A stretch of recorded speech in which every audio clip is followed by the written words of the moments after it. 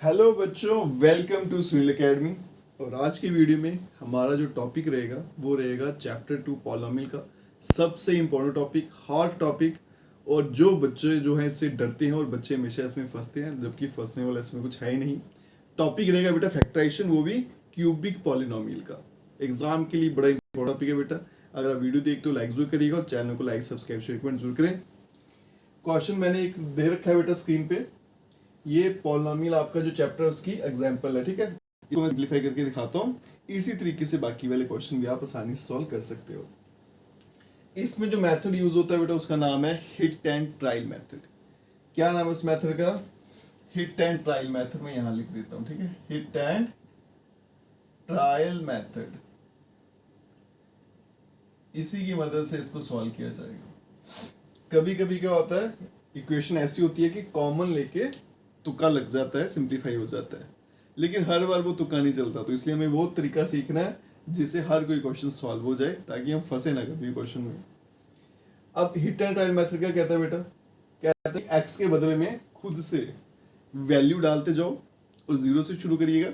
जब तक ये पूरा आंसर जीरो नहीं हो जाता तब तक इसमें वैल्यू मुझे डालते जाना। और शुरू कहां से करना है? जीरो से। तो सबसे पहले मैंने क्या किया बेटा, जीरो वैल्यू डाली एक्स के बदले में।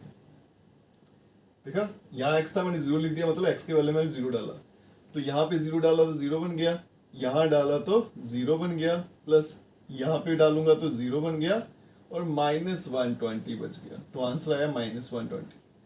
जीरो नहीं आया तो मेरी जो जरूरत थी वो पूरी नहीं हुई, इसलिए इसको क्रॉस लगा देते हैं।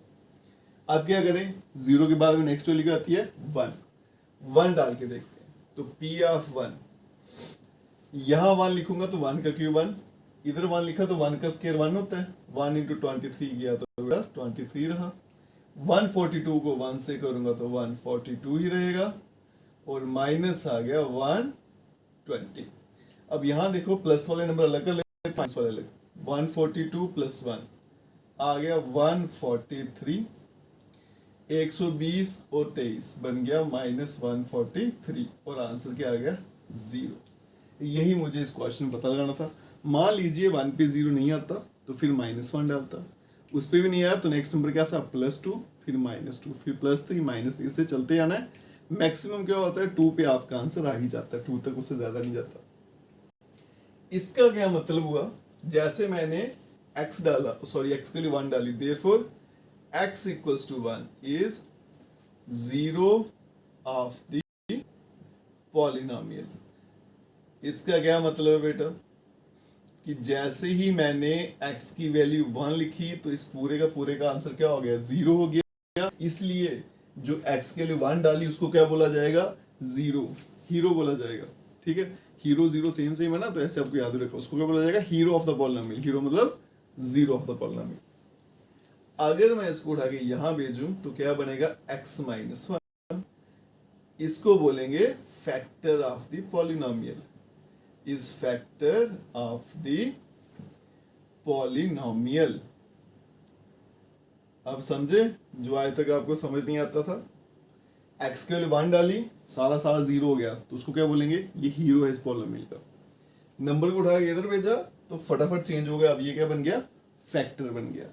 अब इस फैक्टर से इस पूरी इक्वेशन को हम डिवाइड करेंगे और उसके बाद में आंसर लाएंगे। तो डिवाइड में यहां पे करता हूं अलग से, ठीक है। यहां पे किस किस को डिवाइड करना है बेटा? x³ -23x square plus 142x -120, इसको डिवाइड करना है किससे?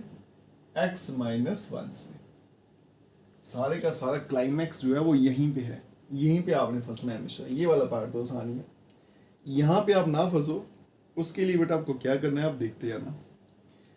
पहला और पहला हमेशा, ये वाला पहला और इधर से जो भी पहला है, उन दोनों को आपने बराबर करना होता है। अब यहाँ पे x 3 है, यहाँ पे 1 ही है, तो कितने कम है?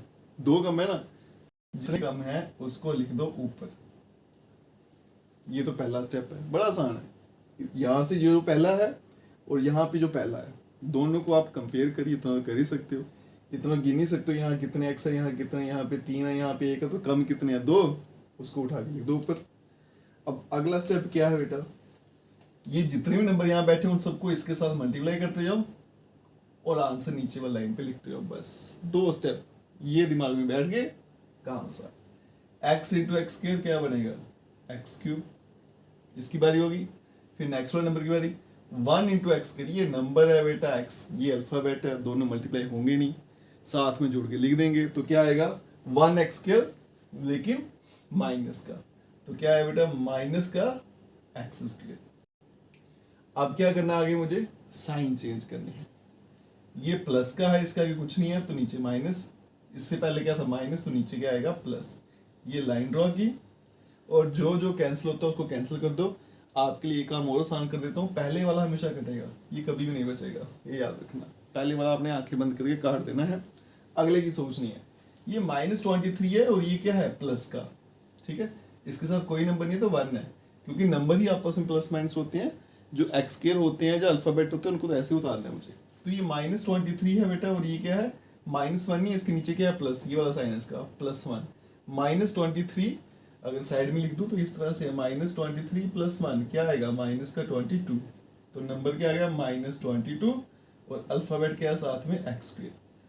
आगे वाला भी उतारते हैं +142x -120। फिर से वही काम बेटा, वही प्रोसेस रिपीट करेंगे, पहला और पहला दोनों को आपस में मिलाएंगे। अब देखो बेटा यहाँ पे x 1 है, यहाँ पे 2 है, तो कितने x कम है 1, ये लिख दिया।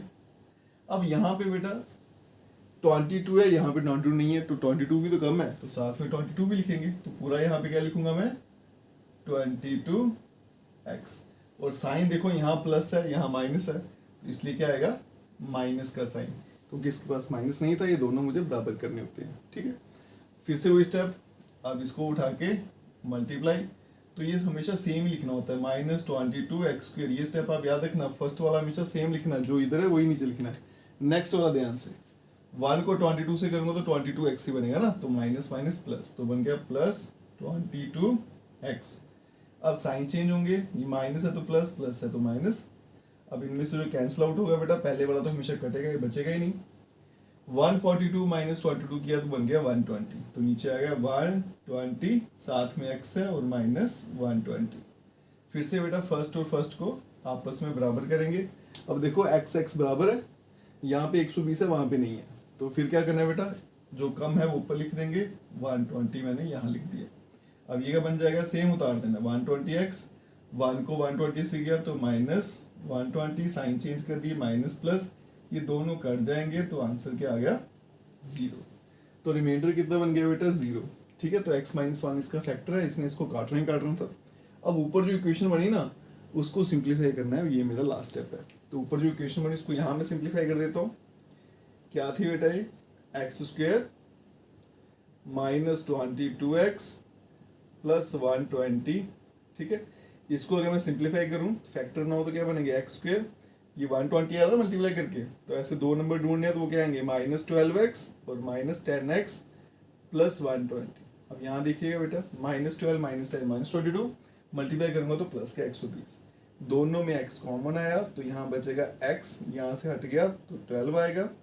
सेम यहाँ पे लिखना है, और माइनस आ गया, यहाँ पे x का 10 है, यहाँ नहीं है तो 10 लगा दो, x - 12 दोनों में है, पीछे क्या बच गया x - 10। तो मेरे पास जो 3 फैक्टर थे, क्योंकि 3 ही फैक्टर बनना है इसके, क्यूबिक इक्वेशन में 3 0 आएंगे, तो मेरे पास जो फैक्टर बने, फैक्टर्स आर, पहला क्या आया था बेटा x - 1, और 2 यहां से आएंगे x - 12 और x - 10, और यही इस क्वेश्चन का आंसर है।